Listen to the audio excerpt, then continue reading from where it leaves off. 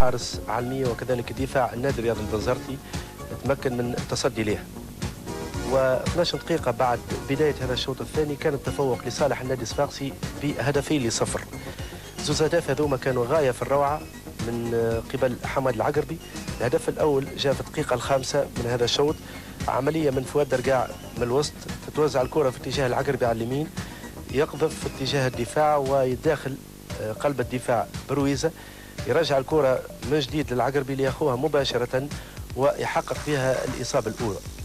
قوة القذفة وكذلك الدقة متاعها استحال فيها على الحارس عالمية التدخل، وكان هذا الهدف الأول اللي تفاعلت معه الجماهير تفاعل كلي.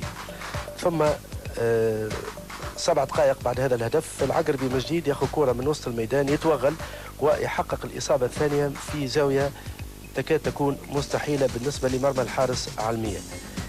بعد هذا التفوق الواضح بهدف ل0 خفض النادي الرياضي الصفاقسي من سرعة اللعب، فيما حاول النادي الرياضي البنزرتي تكثيف عملياته الهجومية، وكاد انفرج اثر توزيعه من رمضانة باش يحقق الهدف ويذل الفارق، لكن الكرة نتاعو تمر فوق الأخشاب.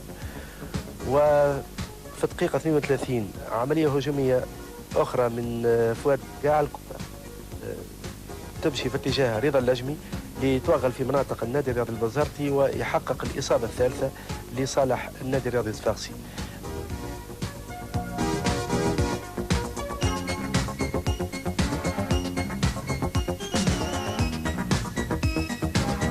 وفي فترة ما بين الشوطين تم تكريم رئيس النادي الرياضي الصفاقسي من طرف جمعية الأحباء بمناسبة تعيينه كعضو باللجنة المختصة بالإشهار والإعلام التابعة للاتحاد العربي لكرة القدم.